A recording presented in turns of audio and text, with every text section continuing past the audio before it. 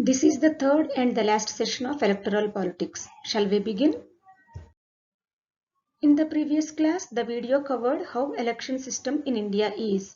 It covered the features which are part and parcel of an Indian election system. A warm-up exercise to make us ready for the session. Here are the plexers. Pretty simple ones.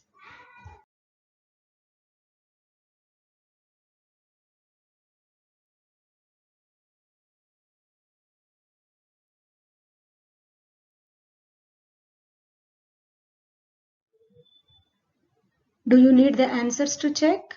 Here they are.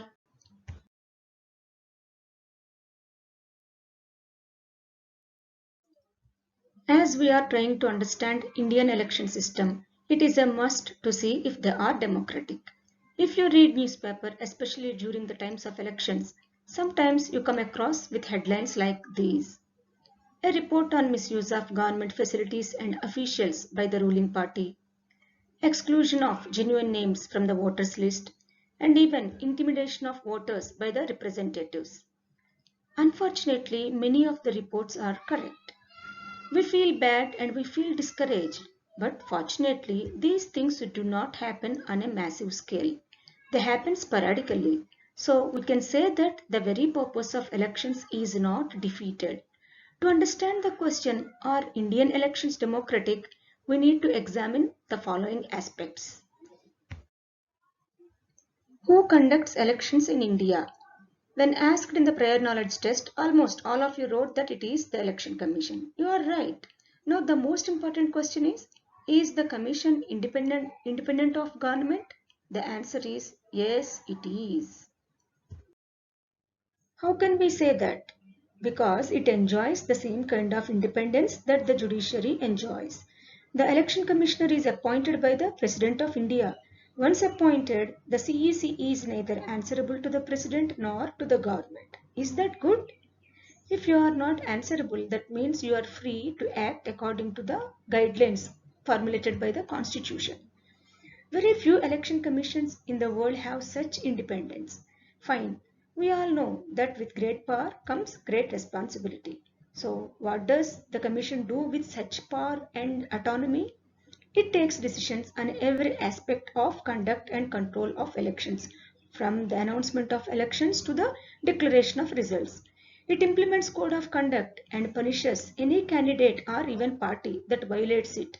During elections, Election Commission gives certain set of norms for the government officials to follow so that the misuse of power doesn't happen. Sometimes it can even transfer the government officials too. Its autonomy is further pronounced as the government officials need to work under the Election Commission but not under the government once they assume their duties during elections. I claimed that Election Commission is independent. Use the claim tester evidence. In West Bengal, during last year general elections, violence erupted due to the clash between Trinamool Congress and Bharatiya Janata Party. So to control it, Election Commission curtailed the campaigning. In Uttar Pradesh, it banned Amit Shah from campaigning. In the third picture, what do you see? The commissioners, they were announcing the schedule for general elections. Our discussion will be incomplete if we don't mention this name, T.N. Session. He brought electoral reforms when he acted as India's 10th Chief Election Commissioner from 1990 to 96. Such a brilliant IAS officer. He actually showed the power of Election Commission to the political parties.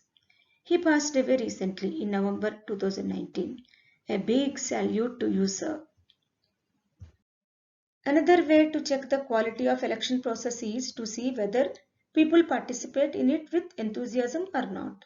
If the election process is not free or fair, do you think people will continue to participate? How do we measure participation by people?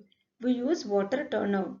It indicates the percent of eligible voters who actually cast their vote. Now, over the last 50 years, the turnout in Europe and North America has declined, whereas in India it has either remained stable or actually gone up. You can look at the graph. The Blue bar, the blue line, it indicates India, and the pink one, it indicates the polling trend in the UK. And one more feature in India is that poor, illiterate and underprivileged, they vote in larger proportion as compared to the rich and privileged sections. This is in contrast to Western democracies. For example, in the United States of America, poor people, African Americans and Hispanics, they vote much less than the rich and the white people. That also you can easily observe from the given graph. One final test of the free and fairness of election has in the outcome itself. If the elections are not free or fair, the outcome always favors the powerful. Look at the picture. Rahul Gandhi, he was accepting his defeat and he was congratulating PM Modi. Okay, in the second picture, Narendra Modi, he was congratulating Congress because it won certain states in assembly elections in 2018. That means in India, the ruling parties routinely lose elections both at the national and state level. And candidates who are known to have spent a lot of money on buying votes and those with known criminal connections often lose elections. So, accepting very few disputed elections, the electoral outcomes are usually accepted as people's verdict by the defeated party. From the discussion we had so far, we can clearly say one thing. Elections in India are basically free and fair. A few candidates may win purely through unfair practices, but the overall verdict of a general election still reflects popular preference. It doesn't mean that we don't have any issues. We have many challenges.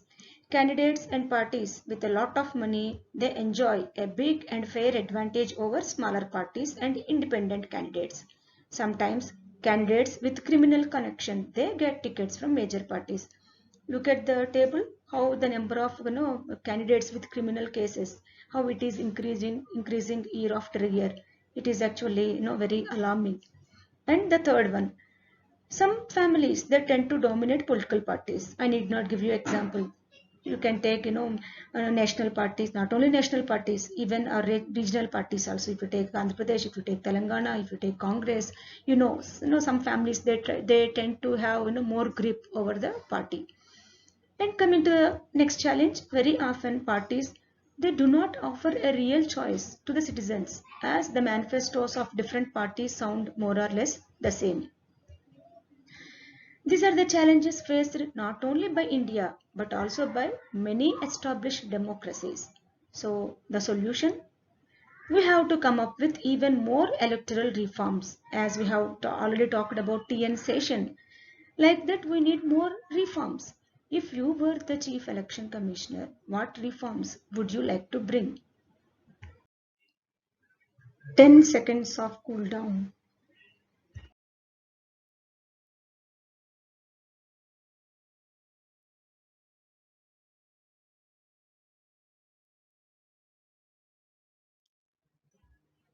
Time for your plexer.